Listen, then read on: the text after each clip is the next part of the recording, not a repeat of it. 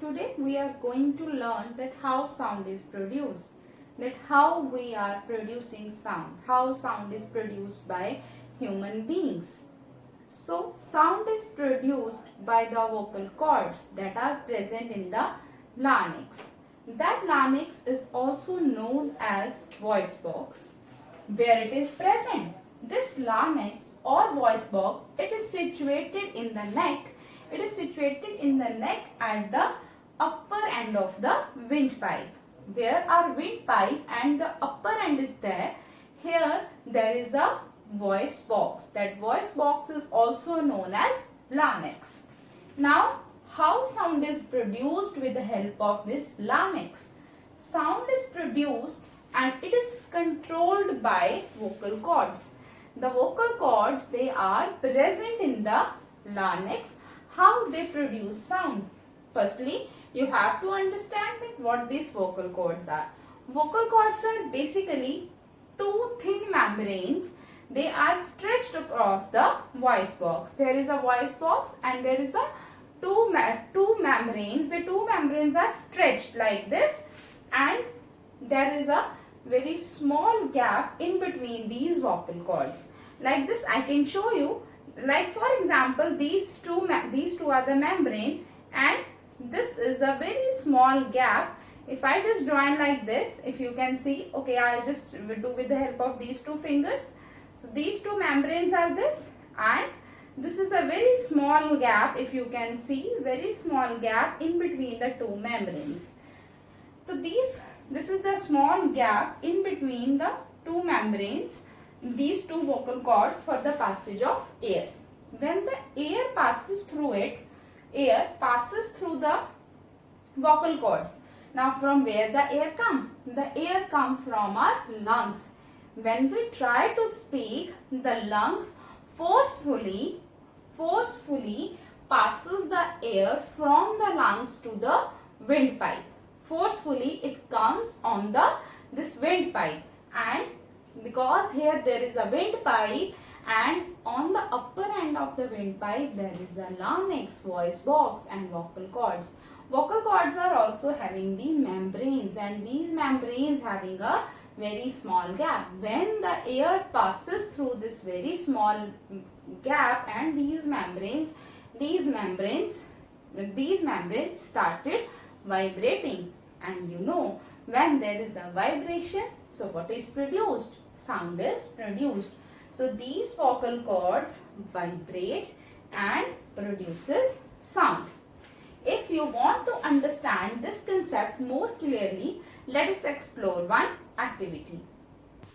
Students, I have taken these activities from your NCERT book. In this activity, you have to take two rubber strips of the same size and you have to place these two pieces one above the another and stretch them tightly.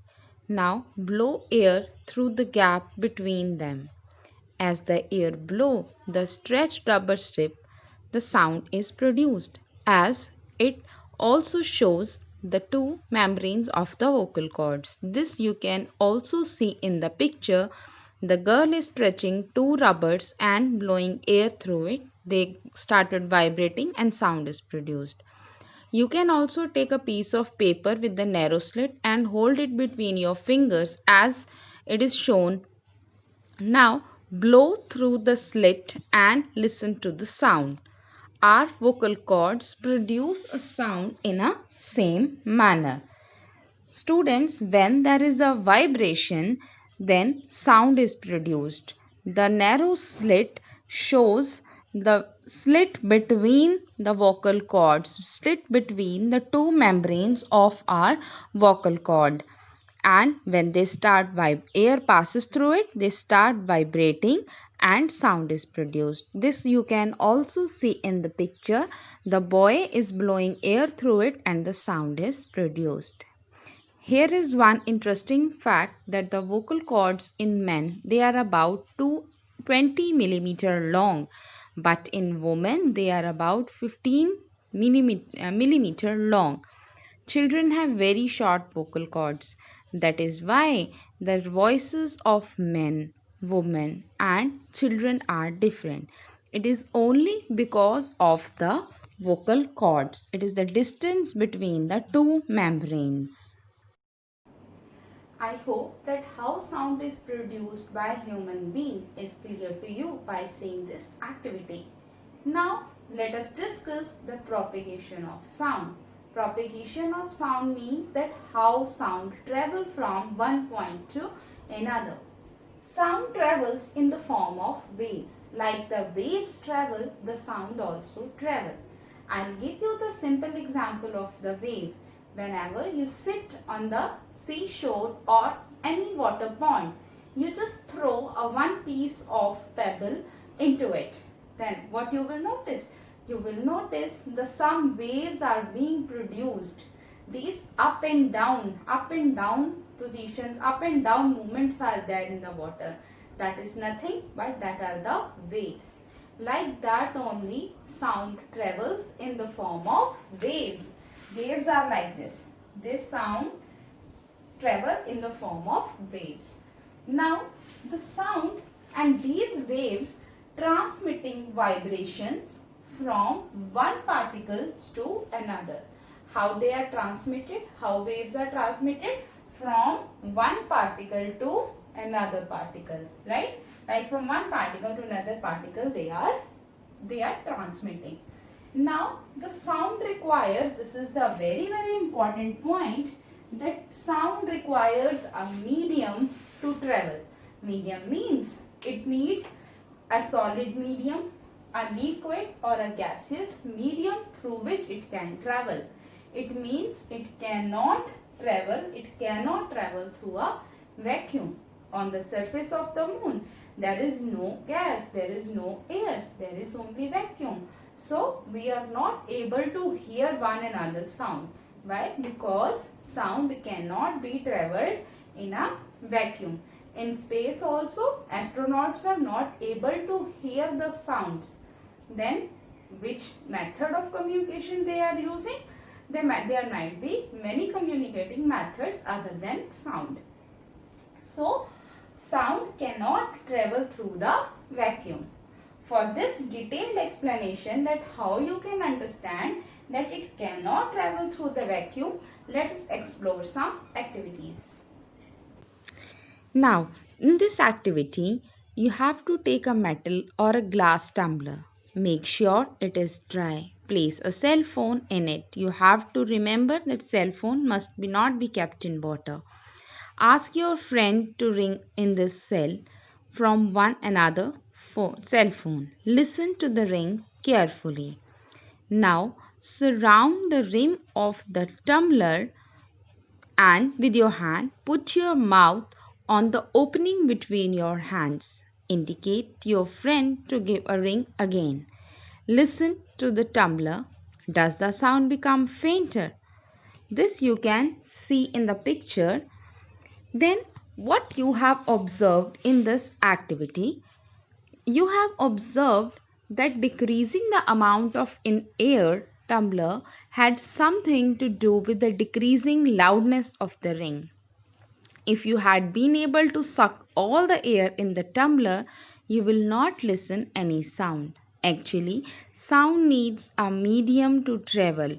When the air has been removed completely from the vessel, it is said that there is a vacuum in the vessel. And we have already studied that a sound cannot travel through a vacuum. It needs a material medium to travel. The medium may be solid, it may be liquid, or it may be gases.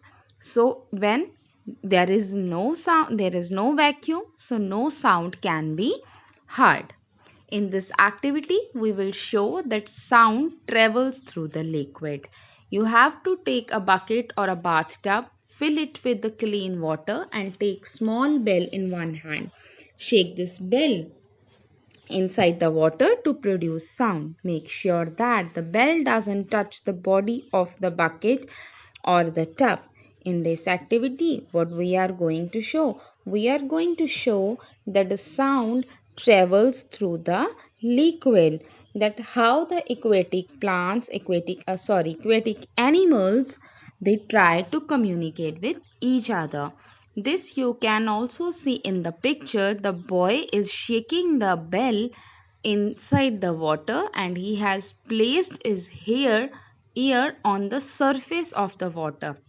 But while doing this activity, you have to maintain, you have to keep notice that the water should not go inside your ear, otherwise it will be a problem.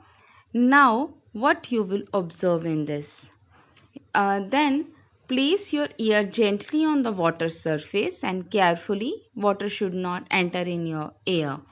Now, can you hear the sound of the bell? Does it indicate the sound can travel through the liquids? Yes, it indicates that sound can travel through the liquids.